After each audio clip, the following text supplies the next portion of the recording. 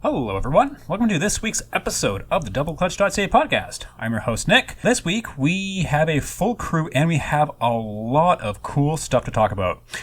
We have the 6-speed manual Z4 in the garage. We also have the Ioniq 5N.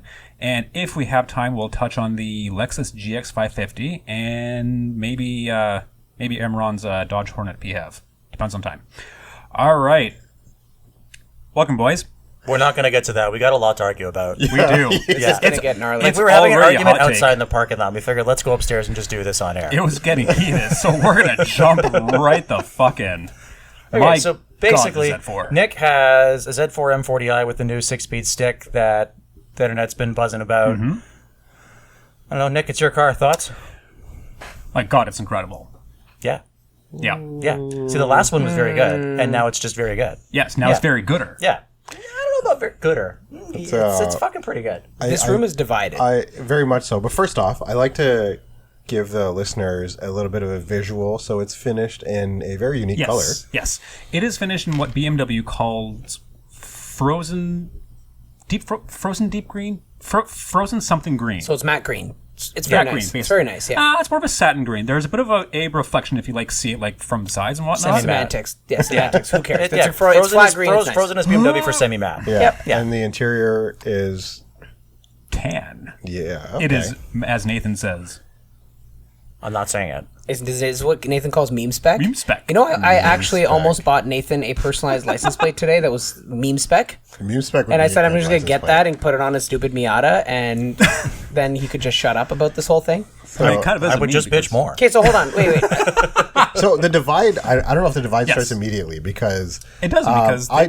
I generally like meme spec, and I don't really like the green on this. It's a $6,000 option. I also don't like the green, and I own a green car.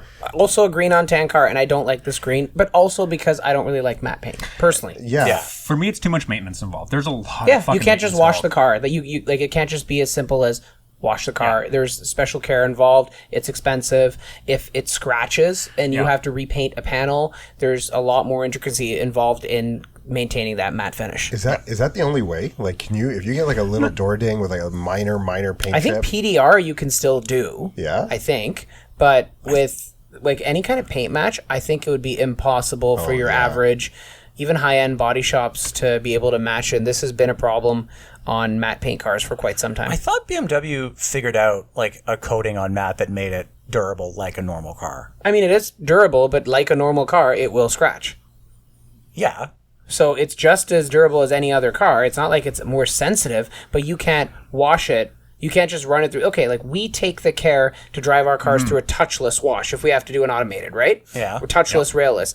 But 90% of people don't. They don't give a shit, and they buy into the whole thing that gas stations will sell you, that their brushes are safe, they're clean, they're whatever. They're not, but like most people will. It will scratch the paint, and then it will be your problem if you want to fix it. Kind of a tangent. This is why I think it's absolutely absurd that like Hyundai and Kia offer matte paint on shit like the Sorento and the Santa Fe.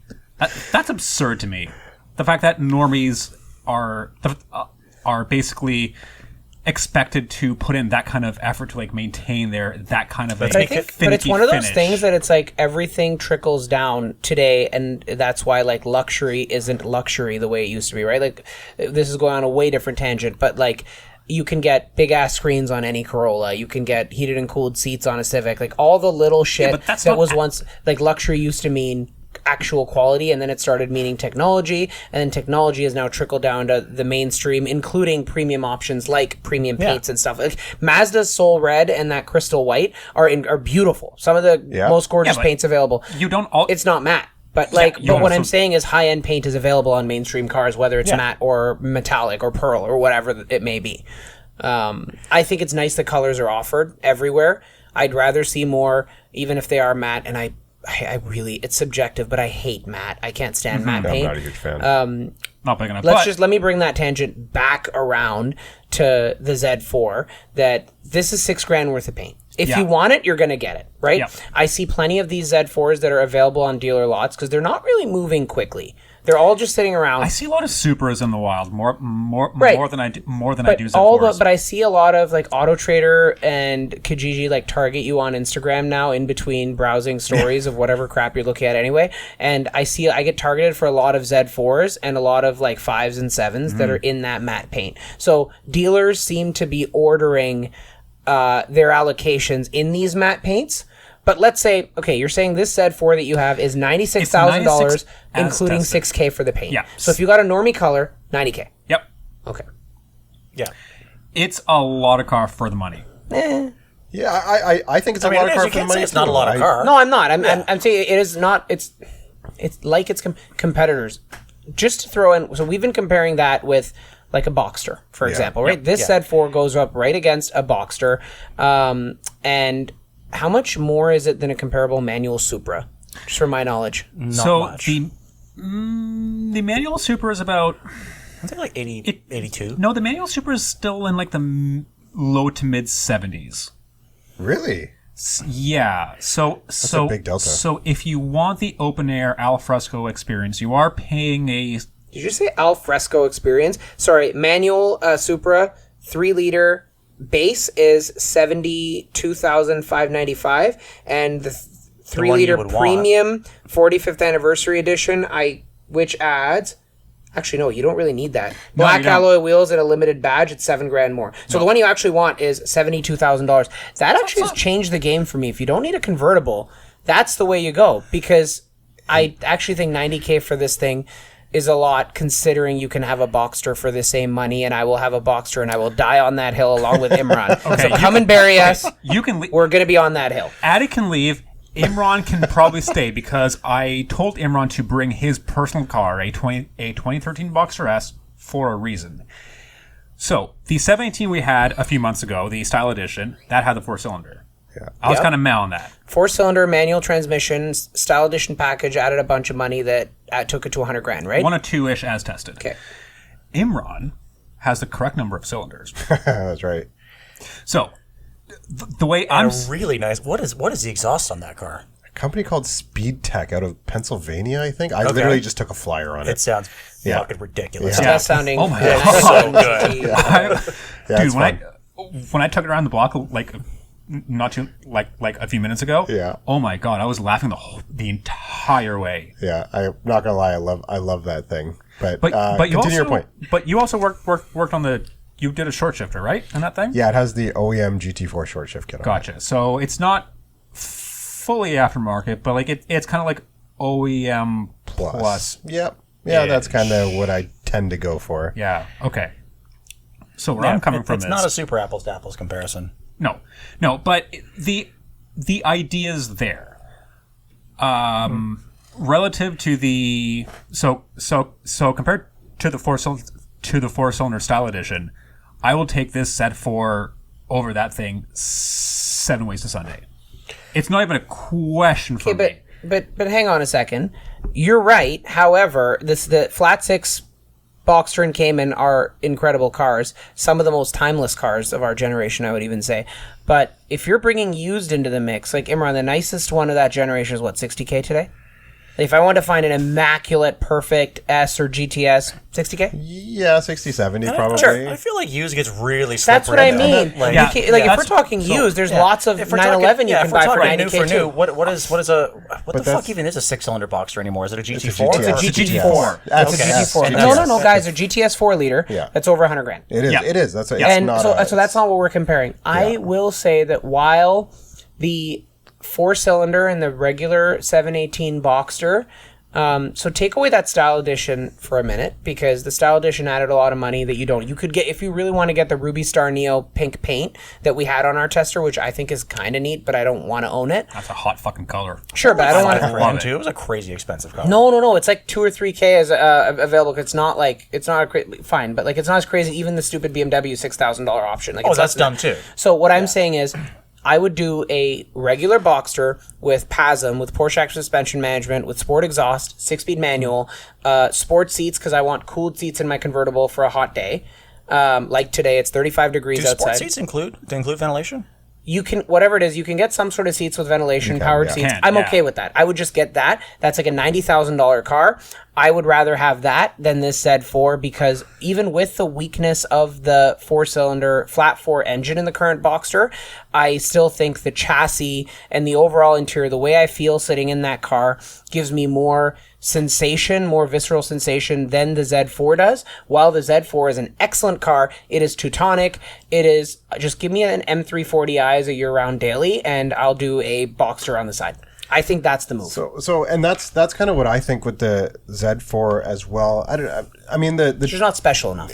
and it feels like a BMW sedan to me. And BMW sedans are very good. Yep. But they're not Sunday cars. The Boxster still manages to feel like a Sunday car. I will say that motor, the newest one in the 718, would 100% give me pause. And I've driven the S model, so with the bigger 2.5 liter 4-cylinder, and like, holy shit, is it fast? It's quick. Yeah, but it still sounds like a Subaru. No one's saying it's not a good motor. I will every single time, and I have a family member who owns that S, the newer 718S, and whenever I jump back into mine, the older one, which is significantly slower, I'm giggling. Like, it just feels like it has so much more character. So the engine is definitely a Your downfall. car sends tingles up my spine. And then the Z4 is like somewhere. It's better than the 4-cylinder in the Porsches by far. The B58's obviously a fantastic engine. Hell yeah, brother. But We actually sent Rush home. As we were starting to record, I was getting so worked up about having this conversation that I said, I don't want to deal with Rush's BMW fanboyism. We sent his ass packing home so we could argue about this in his absence. This is Level real. the playing This is field a real. little bit. But yeah, I really like the Z4. That's the funny thing, and this is why I'm torn here and why I'm kind of like tripping over my own words, because I think it's a great car. I do too. I just don't get that special feeling from it. I didn't get out of it and been like, I want to get right back in it.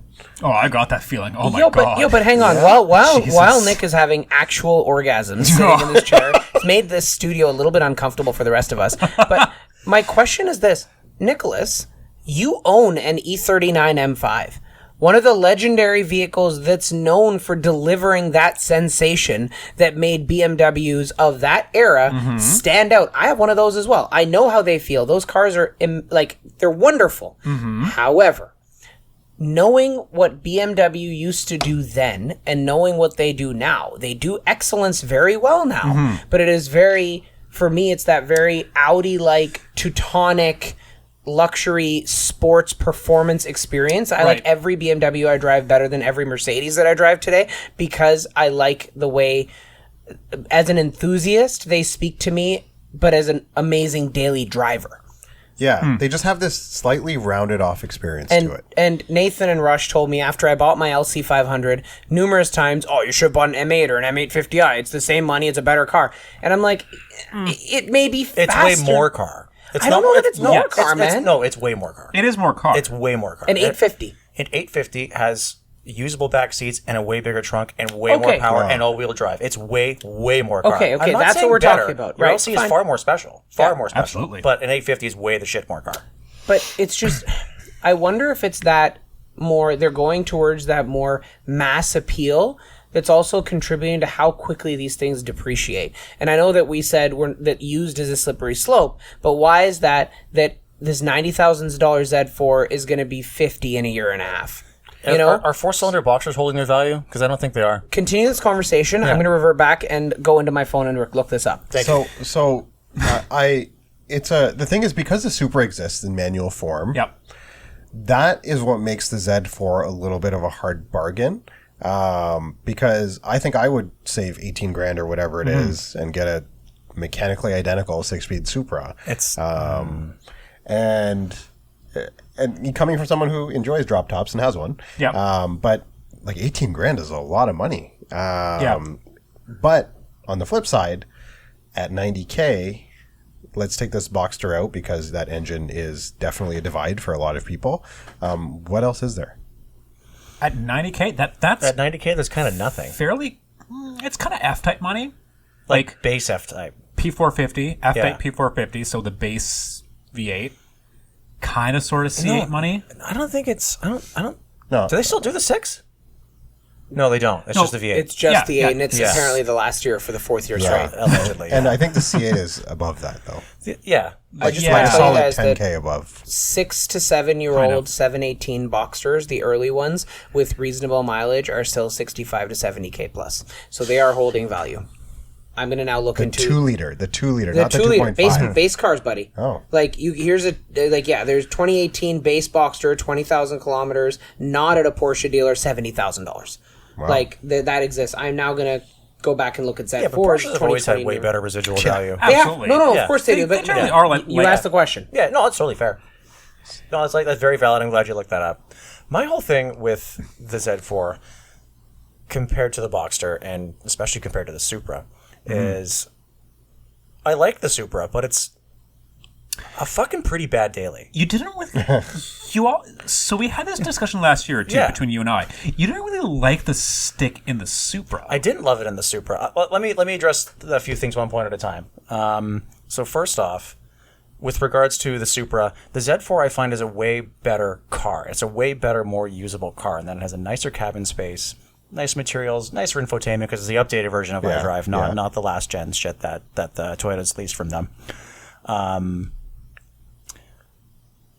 It's prettier. It's a nicer place to sit. It's a convertible and also has way more cargo space at the same time. Yes. Like usually they Funny come at a enough, compromise, yeah. right? So like for Toyota to get the shape they wanted out of the Supra, they kind of ruined it as a daily.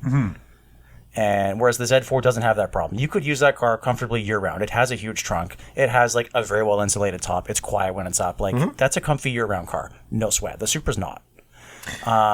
That's one. I actually agree with that. Yeah. So like that's what you're paying for. You're paying for a car. Right? Kind of the difference between like we were arguing with the Miata versus the Boxster. Like what you're paying for is like a better car because the Boxster's a way better usable car than a Miata. And I'm not going to start beating that horse again, but that's kind of the same thing, right? You're paying more not for the experience, but for having the better car around the experience. Right.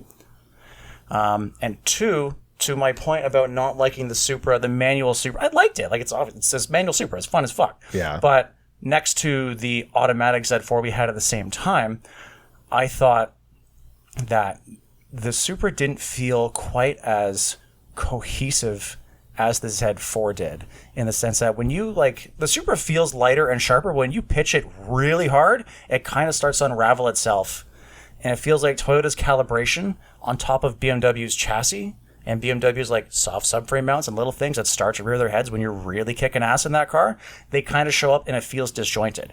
In this 6-speed Z4, which I was not expecting to like nearly as much as I did, that's not there because BMW dialed it for a BMW car. And it feels right. Everything's cohesive. There's no weirdness. It's just fucking really, really fucking good. And I think that 20 years from now, we will look fondly upon this Z4. That's a fantastic car. Like we did on the Clown Shoe M that we saw on the 407 this afternoon, and you, me, and Rush all spun our heads and stared. Like, no, there's some cars that you remember and some cars that you forget, right? Yeah. Largely, everything that we test now is going to be forgettable in 20 years, like for the most part. There's some cars that are going to stand out. I think this Z4 is one of them. I think it's a future classic, honestly. That's where I'm Really? coming from. Yeah. I think he's right, and I don't even like the car. I don't like. I'm gonna leave tonight, and I'm not gonna think about this Z4. I'm gonna think about the Ioniq 5N. That's totally fair, and we will get to that because I have a lot to say about that car. That car is very good. I think the thing about the Z4 that you were touching on, and I think that Adi is kind of brushing on too, maybe sort of without entirely knowing it, is that like you said, it feels like a BMW sedan. Yeah, Because it's not a diss. I know it's not a diss. All I think BMWs. it's the word diss. No, me neither. As I was saying it, I'm like, I feel very old, but What the fuck? Why you be dissing? Okay, but like, all BMWs drive the same. They have always driven the same, and that's kind of their charm. Whether you have a 3, a 5, a 7, or a Z, they all drive the same. They're all the ultimate driving machine, or at least they were. Whether or not they still are is debatable. We'll kick you out. Rush isn't here. And that was a knock against the first Z3 too. It's like it just feels like a 3 Series because it was a 3 Series. But for those that like BMW sedans and really appreciate how they do things and just their general BMW-ness, that's not a knock. That's a positive thing. And it is the fucking best motor on this goddamn planet in that car. But isn't that the issue with the sales though? Is because if someone has a BMW sedan because they're a fan, why are they getting the Z4? It's the same thing. But the Z4 is lighter, It's less practical than so many the guys- The thing is, like, 5. they're not getting it. Right? No, they're We're not. seeing No, these fly off because the lot in that ish price range, like the best selling sports car in the world right now by a fucking mile is the C8 Corvette. Because all the rich dude bros who were buying 458s, I'm dating myself, 488s, 296s, whatever, are broke ass, so they're buying those to flex that they have a mid-engine supercar. The guys who were buying those can't afford it anymore, so they're just buying nothing. They're buying Traverses because they're fucking destitute. So like the C8 is going gangbusters, and when you do the thing where you start comparing like performance per dollar, the C8 is by a fucking mile walk away the best car in the world. So that's just the go-to thing right now. No one's buying anything. No, but even Miatas are down year over year, and they never are. Bro, I don't think your logic isn't. I'm not saying I like the C8, but the fact is, No. it is I'm the saying your best-selling sports logic car. isn't wrong, but I also think that the Z4 isn't selling as well as it is, and I think this is gonna be the final generation for it. I don't think we're gonna see another Z4, and it's very unfortunate because I like that it exists, even though I don't love the car. I really am glad that a car like that exists. But because you get the same freaking motor in a 340i or a 240i or a 440i or a 540i or a 640i or an 840i. But that's always been or an BMW's thing. But I know. But what I'm saying is, I think now the interior's the same. Like now, like the screens are the same, the steering wheel's the same. Like there's so much similarity that a guy like Imran, who has a 4-door sports sedan in his garage, that he has a child seat in the back of, that he, his lovely wife, and his gorgeous child jump into and go on their weekend adventures in. Yeah. And it's his Integra Type S. Yeah. But in his stage of life, being mid-late 30s, what like making decent money, what he should like have is a sports sedan, a compact luxury sports sedan. He bought an Integra Type S. Yeah. He could also buy a 340i or an S4. But having any of those cars and a Z4 in the garage beside it would be totally redundant because the car is so fucking similar, and he would never drive it because he's like, oh, I can just take my kid on my Saturday morning drives, which he organizes regularly, and I go with him. And if he could put his kid in the back of it and also bring his kid on these drives, then that would be great. So if the two cars are so similar that Z4 would never get driven, it would get sold, and he wouldn't own it in the first place. It's almost like it's too good at being, like you said, an everyday car, which kind of works against it. I'm actually going to shit on Imran's garage choice. I've gone deep down this rabbit hole. Like, you have the Integra Type S and you have the Boxster. Yeah. Both are manuals. I actually think that rather than your Integra Type S, I would rather have an M340i. A year-old one would be the same price as you paid for your Type S. I would rather have that and the Boxster. Yeah, but I'm a save the manuals guy. Kind of a safe. Yes, but your wife doesn't have it. Your wife doesn't drive manual, so you have to have another. That's why we have a 328. 328i from 15 years ago. All I'm saying is you could have a two-car solution, and it would be an M340i and a whatever the fuck, your beautiful Boxster. You'd have those two cars and be done with it. Yeah, but then Imran wouldn't be a manual elitist jerk. Exactly, yeah. And also, can we... Who fucking cares? Can He we has an automatic car already. Can we scrub this from the internet for my wife? No.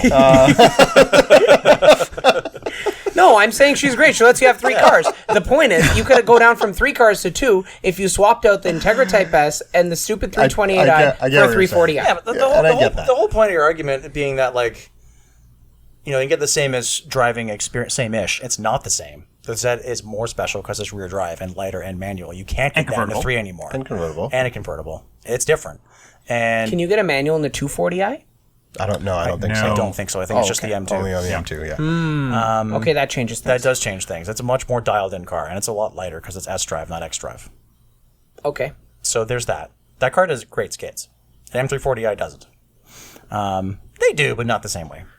Are all M340is all-wheel drive now? I think Everything. they are, yeah. I think the Z4 is one of the Yeah, only cars you can buy from BMW that's not all-wheel drive. In Canada. In Canada, yes. Because in the southern U.S., you can get an X3 or an X5 with rear drive still. Yeah. You can get an 840i. I love that down there. Anyway. No, my buddy just got a rear drive 2024 X5 with halogens. That's pretty cool. Sorry, continue your point, Nathan. And the other thing is, like, okay, you can do this, but this is more practical. Like, well, that's why everyone's buying crossovers now. And I think that's why Z4s are dying. That's why all these sports cars are dying. It's because no one's buying anything except these stupid fucking crossovers. Because, like, oh, well, I can only have one car. I can only have one car solution. I guess it better be a fucking battle tank that's also fake because I'm fucking stupid. No, but are you? There's merit But I'll get a in sport that. version. Can I get this Black edition. Can I get a Tucson N line? That's like sporty. I just Yeah. I'm with you. There's merit in that, but like where the Z4 reels me back in is that, and like I fucking hate BMW for this in the best way. No matter how many M badges they throw on their crossovers, the Z4 proves that they still know how to build an ultimate driving machine. That's fucking very good. It fact has that no it's- rev hang. The clutch is That's nice. right. The auto response is perfect. The steering's It's just, great. Like, it's so cohesive, and the fact that like you're right, the shifter is it's fine. It feels like every BMW shifter ever, and that's fine. Exactly. Yeah. Exactly. But that engine is just phenomenal, and the fact that you can like hear it so much more. It's such a characterful engine, and the fact that you can hear it so much more because it's a fucking convertible. Yeah, the car's delicious. That is Are you what really hearing really- much from the that- engine, Yeah, guys? I wouldn't say it's full of character. Like the B50, it's It's an amazing phenomenal engine. It's Nathan's right. Best engine that's made right now. Talking about sound, No character. like, No it's- sound. has more. I so disagree. It has We're not listening to the way same more car. character You're than the hearing, fucking you're hearing four-cylinder. synthetic Yeah. noise and a little bit of exhaust burble, but the B58 is like, it sounds good, You but can't like, even hear the burble when you're fucking pounding it. yeah, but then when you let off, you can hear the burble. No. I was out in the just car did. 20 minutes Yeah, ago. I me did too. not. No, I heard it. I heard it. Okay. It was there. All right, well, whatever. Either way, it's a straight 6. It sounds fucking juicy. No, and I think Absolutely, my yeah. challenge with that car is that it doesn't it doesn't feel characterful enough, and the Boxster does for me, and even Right. Nathan's Miata does for me.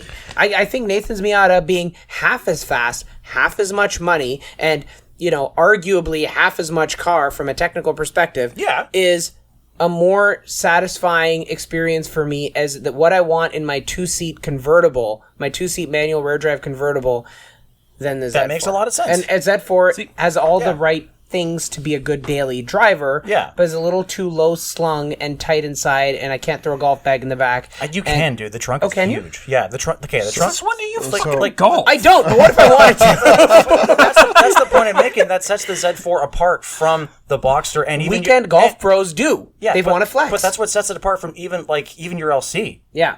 You can actually put things and people in it. Well, not people, but you can put things in it. I can put people in my LC. You can't put but like I've gone Actually- 4 deep in my LC. you have not. I have. You have not. I have absolutely put 4 people in my LC. Okay, we're going Okay, forward but what deep in about your their LC stuff? right after We this. can go. It's right outside. Let's But go what right about their now. stuff? There's no room for stuff in that car. That is true. The Z4 has a trunk. It is Yes. usable, right? So like for your situation, right, where like you just commute to and from work and don't usually move a lot of things, you another car for that, you could use the Z4.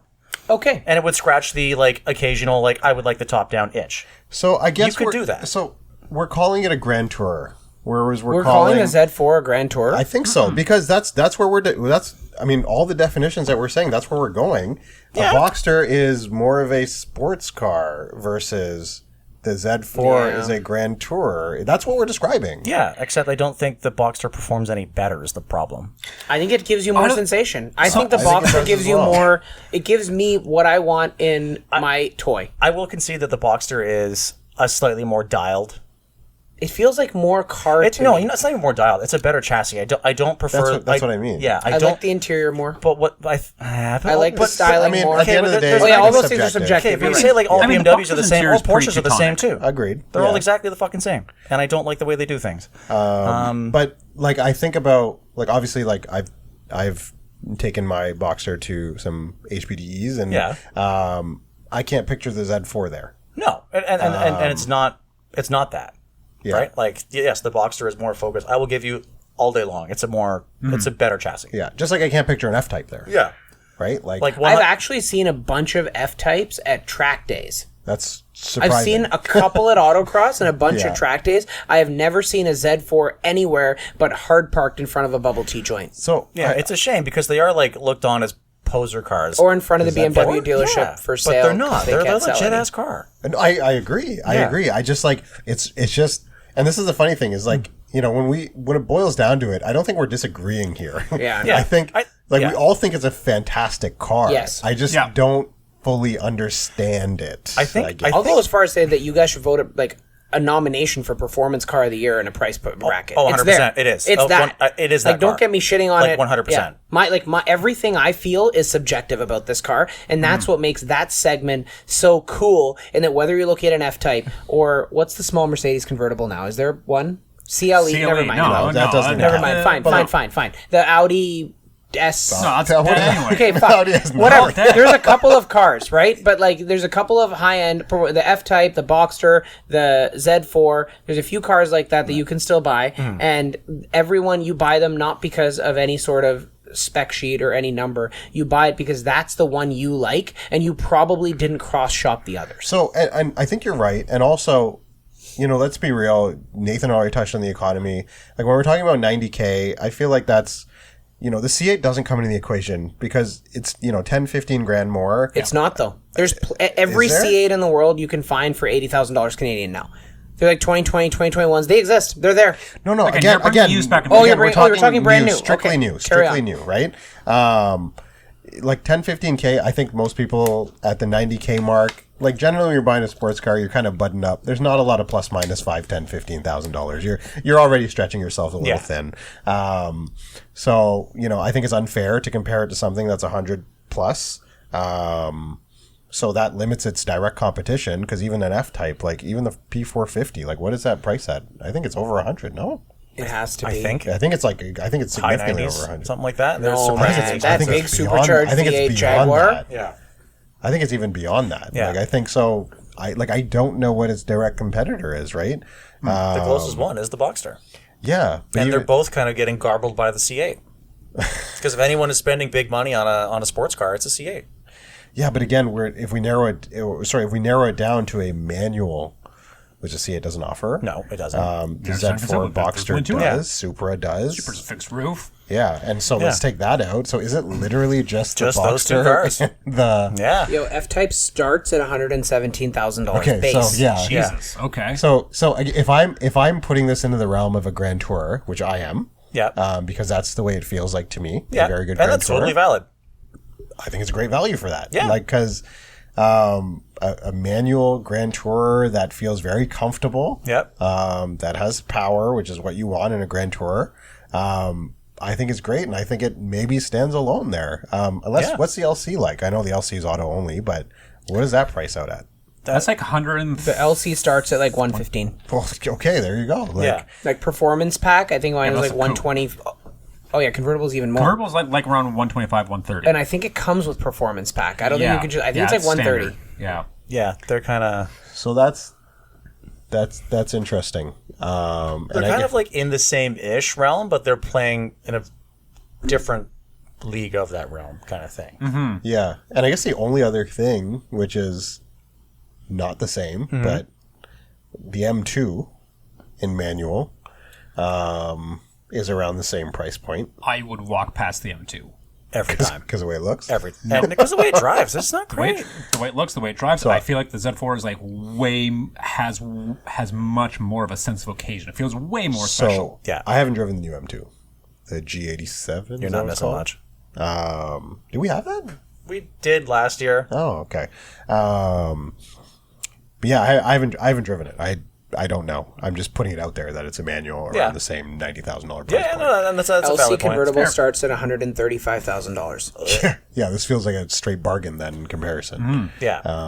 Again, very And it's different. more usable. But Different league, you're right. Yeah, I think theatrical. the biggest thing that's kind of creating this divide is how much we value an engine in a car. For me, an engine is number one. If a car doesn't have a sweet engine, I don't want it. Period. Done. Dead. See, right? I'm with you on that because, like, I really don't want to beat this to dead horse again, but like, if I'm getting a fucking Boxster with a 4-cylinder for like 80 or 90 grand, I'm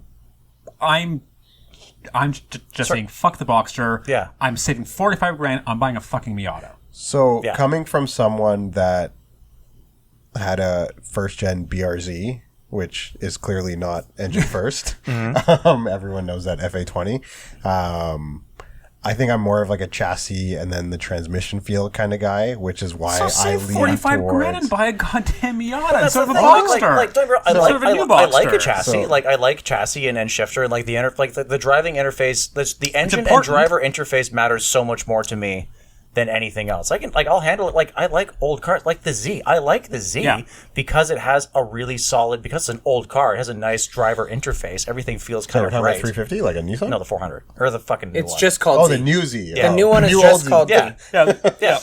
But like engine comes first. Yeah. If, like, you can have an amazing car with a lame engine, I don't give a fuck about it. And you can have a lame duck with an amazing engine, like the 300C, and I need it.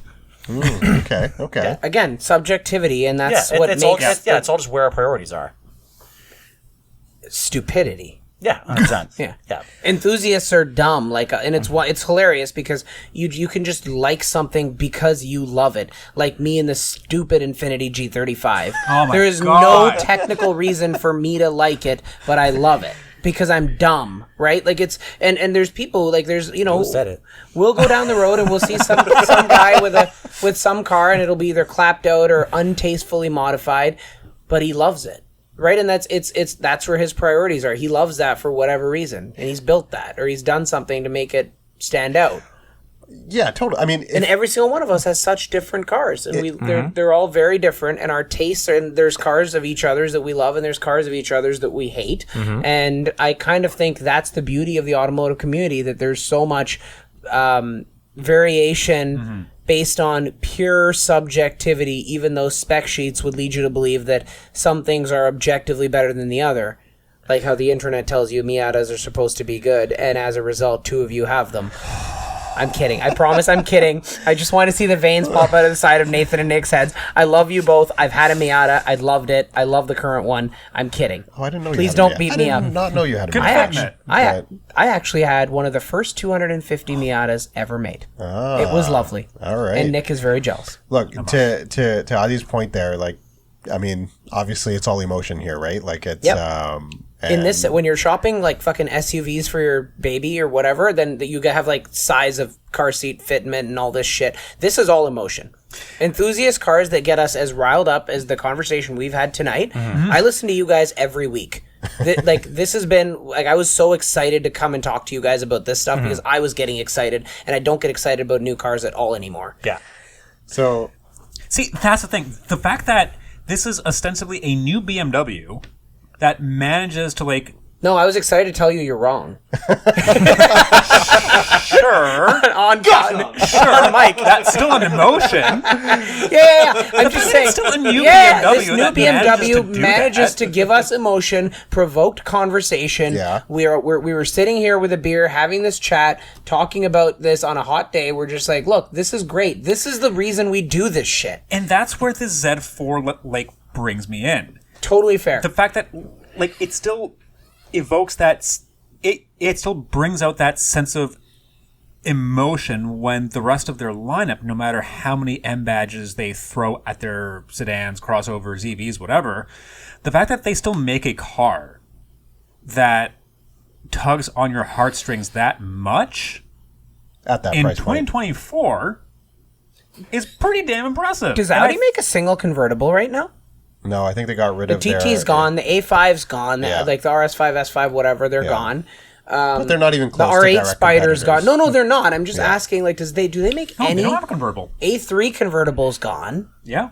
They don't make a single. Interesting. No, yeah. Audi's a little sad these days, in my opinion. But at the end of the day, it evokes emotion. It's a good car. Hey, I'm glad it exists. If it was a one-car driveway, I get it. Like, I get it from that perspective. That could be a one car. Would you force your wife to learn how to drive a stick? I have 2 stick cars and I'm still trying. No, okay? he wouldn't need to because he'd just buy the ZF8. It would be just as good a car, and there's no wrong choice. Yeah. Because I bet you that out of the yes, they made it. Thank you for making it. # save the manuals. Blah blah blah. But what? I bet you they sell 99 automatics for every one manual, right? Like the numbers totally. on Z4s, because the number of M40i's I see is next to none compared to the number of S-Drive 30i 4-cylinder Z4s that are driving around our office in Oakville. I've seen none, for the record. I've seen a couple. I've seen a couple. They're I've seen all way more Supers on the wild. I've seen more Supras, I've Supras, seen but like I've way seen more. a couple of Z4s, and they're all 4-cylinder. Yeah. Sad. But like, Y'all are sleeping on it. if I was living in a condo with a single parking spot, and I've done this before where I've had a single convertible or a sports car as my only car, including winter. Yes, I've had winters on the Boxster. Worthless. I see the Z4 making a lot of sense for someone like any four of us who had one parking spot and one car to pick, even in manual, because we all like manual. I am not a fan generally of BMW's manual transmissions, but I would still take it over an automatic if it was my only car. It's passable in this one. It's a good Yeah, manual. I do think it's one of the better. I do think it's one of the better It's one ones. of the better ones you can buy right now. Yeah, but But the Porsche shifter is a magic wand, even without the short shifter as in the new. Miatas, right? Yeah. Like, I mean, that's a whole other conversation. Like, I think BMW's transmissions are, they're solid Bs, but I get it from that perspective. But how many people are there out there that will one car a Z4 through a winter in Canada? Probably Zero. not a lot. I'm sure the market's very different in California, in Florida for these Z4s. Yeah, but I've been to you're probably seeing California more of them. many times since this new Z4 came out. You don't see many there either. Yeah. They just don't exist, man. Like I've spent a lot of time in like Texas where people buy these roadsters. They want they get to use them. They don't exist. People aren't buying them, and it sucks because Nathan's right. They're sleeping on it. It's a good car. But you're seeing the Supras, and you're seeing I'm seeing the tons of C8s, Supras, and maybe Yeah, the but the Supra. Supra's got the name. It's got the hype. That's the thing. and it's significantly cheaper. Like there's something to be said about Yeah, that as well. 20K Like, cheaper. Like 20K is 20K, right? Yeah. I don't know because like for the Supra is not your only car. The Z4 is. I don't Right, think so, so. like- I don't think it's. I don't think either of them are. I don't think either. Like I don't. If you're gonna Z4, Z4 if you're gonna can be. single car The a Z4 Supra, can be. The I mean a Supra Z4, you'll isn't. single car a Supra. Yeah. Like I don't think. That's the thing. That's Yeah. not the deal breaker. I think Yeah. I think Nathan makes a point that the Z4 is easier to single car with. Yeah. Agreed. But people would also turn around and be like, "Oh yeah, but there's a soft top on the Z4. I'll just do the Supra." And the compromises aren't enough for it to matter. And I think that the same guys would only car either of them, and it wouldn't fucking matter. Yeah, but that's super dumb because the Hey, is that a pun? but like the Supra has no cargo space. It has no cargo space. It has no room. You can't put the windows down. Like it's fucking There's really less dumb. buffeting in the Z4 with a top With down. the top than down. the That's Supra. Yeah. that's a known issue. Yeah. That's a known issue. Yeah, the Z4 does not have Hilarious. any one of these problems. I can't remember, but I've done grocery runs with a Supra press car before. It's like almost like I had It's one a couple not years that ago. bad. It's pretty bad, dude. Like they're on par with the not Miata great. for practicality, and a Miata's fucking Yeah, useless. it's a very shallow trunk. Yeah. You can put some weird long things. I if can't you fit want. one standard carry-on in the trunk of my LC. I just want to share. Yeah, the trunk. It's your like LC's 6 inches pathetic. deep. Yeah. So you know what? I didn't know this. Yeah, I didn't like- like my brother has I one. put I it on had the no back seat. idea. Yeah, the LC is actually like a fucking useless daily. Like if you have to move things, it's completely Oh, hold fucking on. Most useless. people don't have to move things on the daily. But that's the thing, right? Like, but if you're concerned about that, an LC is beyond useless. I bring right? a laptop bag to work. Yeah, I put exactly. that on the Like, passenger seat and I drive to your work. car suits your application Right. well, and I think a Z4 could do it even better. No. Okay. Have we all agreed to like hold hands and make amends? No. Yes. Still not. All right. You know what? We're gonna move on from this, whether you like it or not. How are we doing for time, Nick? And Yeah, we how will are we get- doing? We have enough to cover the 5N. Can I have a number? Nice. You want to express that in a 15 number? minutes. 15 minutes. That's perfect. 15. Okay. All right. Okay. Y'all gonna say it or am I gonna say it? I just What a mind fuck of a car. The Ioniq 5N is such a mind fuck. we're first of all four of us, and guaranteed before we drove it, we got in thinking we're supposed to hate this. EV, Yeah. EV, quote unquote, sports car, sporty thing. Yep. Like we're all supposed to hate this. Well, other than the Taycan, this is the first time that any brand has done a dedicated performance car EV, right? Well, Like they have the Mach-E GT and like the Kia EV6 GT, but like this has been marketed as very it's- performancey, right? Like other than Taycan Turbo and stuff like that. This is the. I mean, there's an argument to be made for like the Polestars. They always call them like the electric sports sedan. Do they call them that? And like on their own website and their own marketing. Like, Man, the I don't electric know sports though. sedan. bad. They're not bad. They're great They're great. cars. Yeah. But it's not an Ioniq. No. No, it's not even close. No. Yeah. No. The Polestar 2 is way more buttoned down. It's way more mature. But this Ioniq 5N, Jesus fucking Christ. Okay, Nick, do the honors again. What does this thing look like? What was it colored in? What's that called? Performance blue, I think. Yeah. And it's called like a matte. performance It's a blue. matte color again. No, it's right? not. It's just No, it is matte. No, it is on matte. this car. It's So I matte. didn't know It that. is. Performance blue is matte. On this car specifically, You can get it. You can get yes. it in a metallic or like I- in a standard. I don't on this car. I think on the because I was on the builder a little while ago. On the 5N, specifically just the 5N, because I know you're thinking of like the Elantra and stuff. The Conan, the Veloster. That's conventional Performance paint, blue yeah. is like conventional gloss paint. I see. On this car, performance blue is matte. And then you got a bunch of those red accents. There's a Yeah, bunch of red arrow stuff accents all over and the place. a bunch of like extra holes in it and big ass wheels and gigantic juvenile. fuck off brakes. Shouldn't like yeah. it. I know. I shouldn't fucking like it. And like, there's so many reasons, because when you look at it on like on paper, it's big and heavy. Yep. It is a crossover, which is really weird because like I I never never I didn't get that out understood of the regular 5, and now with this car being slammed, like I don't get it at all. No. But I mean, technically, They've been it is, marketed you know, as like, such because of dimensions. Like, That's yeah, why I it was just mean- marketed. I totally get it. I know that's how technically it's got the marketed. same- I just don't get it. and and then it has a fake transmission, Yep. which all of us would barf at when we saw it Yep. on paper. Oh yeah, if you were to explain this car to me, I like vomit violently. We complain about enhanced engine sounds on ICE vehicles, right? Literally, like through the speakers. it literally takes everything that we should hate. Yeah, this thing will have 100% artificial sound. Yeah. So again, we're supposed to hate this, and I thought it was awesome. It's a fucking riot. Yeah. That car's amazing. Yeah. Adi, what do you think? I have a weird take on these vehicles, on anything performance and EV. It's being wrong all day. Don't we all? No, yeah, It's yeah. actually, Like, I think it's got the same take I do. Go on. like, here's my take. I appreciate everything it can do. I think it's really neat. I'm really glad that we're at a point where EVs and performance are beyond just every Tesla being able to accelerate an insane, ludicrous, plaid mode, whatever, make you vomit, whatever they do. These things can actually dance now. I think that's really cool. I think I'd have a lot of fun at an autocross or a track day with one of these. Here's my issue. I think all of us, again, I'm going down a very subjective path. All of us have the same desires from our toys, from our performance cars. We like sensation. We like analog. We like hydraulic steering, naturally aspirated engines.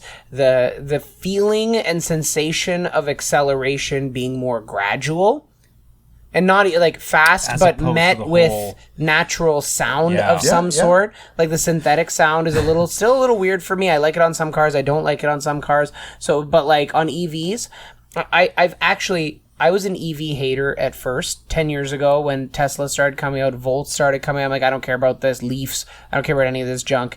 But then EVs started making sense to me.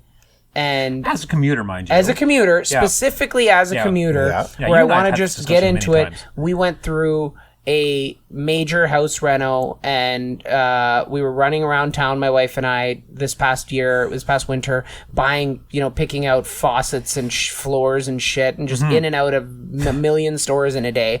And Jesus. that feeling was made much more comfortable and just easy in the winter by just using the remote start and preheat on a electric EV. Don't have to wait for it to warm up. Drive around. The interiors on most of the mainstream EVs are like very airy and open, big windows. I am, as long as I can have my manual transmission fun, whatever it may be, for when I choose to have it, which is a warm spring to fall day, 3 seasons of the year, I am totally happy with my daily family, whatever it may be, to be an electric car. However, I don't really think I am there on the performance EVs yet, because what they do is, in favor of performance and rolling resistance on the tires and all that kind of shit, they compromise range. Like the Ioniq 5N has, I believe, lower range than even like a base long range rear driver. And I think if I am going to suck it up and just get a great EV and not have a gas bill, because I do have level 2 charging both at my house as well as at the office, I believe I am totally okay with an EV, but not a performance one. I don't care for it because I don't like. Sure, that Ioniq 5N is really cool to flex that acceleration once, twice, 3 times. Now I'm nauseous. take that corner, try that drift mode, whatever it is you're going to do. It's fun for the first day or the 3 times you're going to flex on your friends and relatives to show them this cool new car and the tricks it can do. And beyond that, I just want my EV to be a daily orb.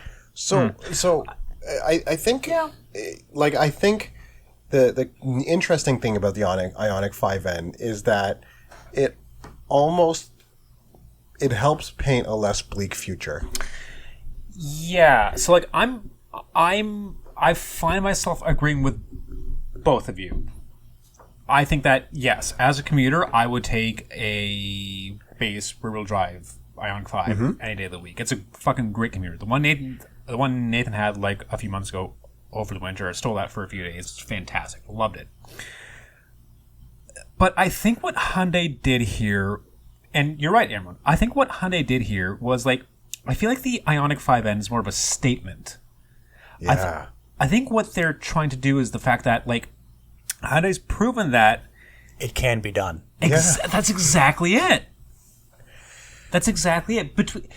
Like I should hate like the fake shift points. I should hate the fake engine notes, the fighter jet sounds, that spaceship sounds that go boom when I'm off the fucking throttle. That's so stupid. But like the fact that an appliance still turns you into a giggling mess without ludicrous speed, ludicrous acceleration. That's a statement. That proves that you can still have fun in this bleak electric future. And that's the thing. Like, and the acceleration, like I know Adi touched on it. Like it's wild. Right? Yeah. Like this thing is fast. And but that's not it. Like it's everything else about it that is interesting. It's those noises that they're a little bit fake, but they're fun. Is the shifting with it's a completely fake 8-speed automatic, but holy hell, do they have some genius programmers? But like it bogs down when you upshift too early. It hits a rev limiter when you don't shift gears in quote unquote manual mode. Yeah, there's a pause to the torque every time you shift. That's like nuts. It feels like I was talking to Nathan off mic, and I had mentioned that as soon as I stepped out of it, it reminded me of an M5. Yeah. I'm not saying it's the same thing, but that was instantly what came into my head. Like that level of silliness and theater and rapidity. Yeah. Rapidity, that's a fun word. Yeah, it's a fun word now. It's what they did with it. It's dumb. It's so silly. It is possibly the stupidest car I've ever driven. I fucking love it. It's such a riot. It's so much fun. Yeah, and like for someone like myself who, my everyday car sure is practical and Integra Type S, but it's still, sporty, it's manual. Yeah. I didn't pick the most vanilla thing out there. If I had to go EV, I'm very greedy and I still want something sporty. Like even though I have a quote unquote weekend car, are you willing to compromise on range for that? How much though? Like how bad is the range? I haven't actually looked it up. Nick, do you know what the range I on this saw thing is? 340. I don't know what the charge yeah. was, but I saw 340. Like isn't it like 420 when it's full? Like that's not bad. Not this thing. This thing is not 420 when full. Well, can someone look that up? Hey, but look, when I had the Lexus, what's their EV? RZ, yeah. Yeah, its range I swear was in the mid 300s. Well, the Kia EV6, which is it's not necessarily the same thing, but it's kind of cut from a similar cloth. 356. The EV6 GT was about that too. Okay. Like roughly. Okay, so it doesn't go as far because Around it's that got range. giant sticky Pirellis on it. Sure, but like, But it's also a riot. 488 on the regular rear drive. Yeah, but that's not fun. yeah, but that's like Got a drift mode, we're it's called a right foot. No, I'm just saying, yes, there's a compromise. For You sure. get something that you either have range or you have sporty. Take your Yeah. pick. Yeah. And I think Imran would pick the N. I think I would take a base. I don't think either are wrong. Like it No, depends of what you course want. not. It depends what you want a car to do. But if you want an EV and you want it, and if you realistically, no one's commuting 350 kilometers in a day. and that's the thing. Yeah, right? like you have a charger at home. You don't buy one of these things if you don't have a fucking charger at home. So it's fine. And I think most people won't have an issue with it. Yeah. And when you want to give it give it to your wife to go take the kid to school or buy stuff or whatever. If in normal mode, it is just an Ioniq 5. It is silent. It uses no gas. So it's that's quiet, the other thing. and it rides well. I I actually think it's significantly stiffer than the regular one. But I thought it rode like a little bit, I thought it but rode well. Like rides I thought, very well. I Maybe didn't I'll feel try it was. I'll I didn't spend more feel it time was with it. harsh. Yeah. Like I didn't feel it was. It was crashing over anything. No, it was like You get that. you turn it off and it's just a normal car. You get that sense of crashiness, that sense of harshness in basically everything else that wears an N badge. The Veloster N rode like shit. The Elantra N rides like shit. The Kona N, they all ride like shit. But you're right. I did not get that sense in the 5N. No, not at all. Again, very M5 like to me. Like if you don't look at it, it's just a normal fucking car And then until it's not. yeah, like I don't know how well these things are selling. What's the price point of this? $8,000. Z4 money. Boxster money. How mad would you be if I just pulled out your microphone cable? Well, you'd have to do the I don't outro, know but that's which one fine. is which. That's the thing. You might pull Nathan's plug. You might pull Imran's plug. You might pull your own plug. In fact, let me do that right now for you. So 80 grand. 80 grand like as spec. I think it only comes one way. Yeah, they only come one way. Basically, you're picking a color. But otherwise, they come loaded with like vented seats and power this and everything. They're nice. Oh, it has cooled seats. Yeah, Nice. yeah, Yeah, they're the well seats equipped. the seats were manual though. You're right. The seats are Which I was manual, shocked, but they're but- heated and vented. Yes. Yeah. Weight savings, I guess. On I a saw John get into it after, car. and I heard the clang of a seat being like a lever being pulled, and then so a 6'5" man could get into Yeah. it after us. But there's definitely nothing like it. Like and- not even close. No, like Yeah. do you and for that type of, let's say strictly in the EV world, because let's not get into the EV ICE competition here, like what are you getting that gives you that level of excitement? Like is a Porsche fucking Taycan for like 200 grand. Yeah, that's like the closest thing. But that is really it comes to mind. even? And I haven't driven like a full bore Taycan, but is it like? Could you argue that the Ioniq 5N is more exhilarating? Oh yeah, easily. Like, It's so much more fun. Yeah. So much more fun. Yeah. And And it's down to its silly theatrics. 100%. Yeah. Right. And that's the thing. Like, I don't know if you've driven a full spec Taycan, and maybe you have a better opinion. That and the GTS. Audi RS e-tron GTS. GT we had last year. That was the first EV I actually enjoyed driving. Yeah. And At $200,000. Oh yeah. That's the thing. And so would you save yourself 120K, badge and luxury aside, like I'm talking about the driving Wouldn't even experience. fucking blink. Oh Isn't yeah. that wild? Yeah. Like Yeah. that is absolutely Like they both bomb. kind of Yes. get like comparable range too. They're both around like 350, 370 kilometers because that's the in the RS e-tron that's like the big boy powertrain. Right. It's like yeah, you have the fucking wallop of instant torque. Like yeah, you can do 0 to 100 in like 3.5 seconds, whatever. Just like the 5N. And yet It's actually 3 seconds. They're fucking quick. 3 seconds 2.9 flat. seconds, whatever. Yeah. 2.9. They're fucking dumb fast. The 5N, I mean. They're fucking ridiculously Yeah. fast. The Taycan Turbo's faster. Like, you're getting more performance for the 200 grand, but not necessarily more fun. But also yeah. and the amount, like, fun is, as we've talked about, is subjective and different for everyone. No, your opinion's wrong. But No, Adam's opinion is wrong. but with this thing, like, you can vary the torque split. Yeah. Any you which can way do you it any want. which way you want. You can be a total dink with it. Yeah, You can do anything. The sound, you Yeah. can do auto, you can You do can the not fake have the sound if manual, you don't want can to do the shifty gimmicky thing. Like you can do whatever you want. You can Yeah. even have the sound just on the inside for yourself. yeah, and not the outside. Or also have Yeah. it Yeah. have it on the outside. Yeah. Like that's nuts. Yeah, we did that with like Rush. So we idled by him in the parking lot, whatever, yesterday, and you can fucking hear it. It's like a gas car. Like The that, fuck. It's silly, but it's fun. That's the whole thing. That's been the ridiculous Hyundai car. N whole thing. Like every time, like they haven't been doing this for long, but every time they put that badge on a car and it's not a Tucson N line, it's a real N. They're fucking amazing. They're all incredible drivers' cars. Do you know why? Because they teefed Albert Bierman from BMW. That's exactly it. who I think is out now. yeah, he is. Yeah. He is. But they still got that secret sauce going, and the car is fun as Absolutely. fuck. Like the whole thing is to make the car a usable, trackable daily driver, that's a fucking riot. So what this also excites me about, because for one, it's going to be a challenge for, I think, Hyundai to sell an $80,000 performance vehicle that's an EV. Like, I think it's very niche. Like, we'll see where that goes. Hopefully it sells. I think so. It looks cool. But Genesis has their Magma line coming. Yeah. Which is going to be their performance EVs, which I can imagine is going to have the same powertrain underneath, quote unquote, just with more luxury. Yep. So I like where Hyundai Corp is going with this, and I think there's a lot more interesting stuff to come. Yeah. Absolutely. And like the fact that it's maybe about 20 grand more than like a standard Ioniq 5.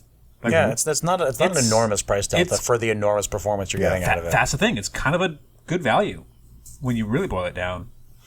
Yeah, especially like, okay, you have 80 grand to blow in a car. You're not getting anything faster. No, absolutely not. I think you could double the price. I don't know Even if you go down to used, I don't know what's faster for 80 grand. Maybe like a Tesla with ridiculous mode or something. Yeah, but then I don't know. But then they're built like dicks.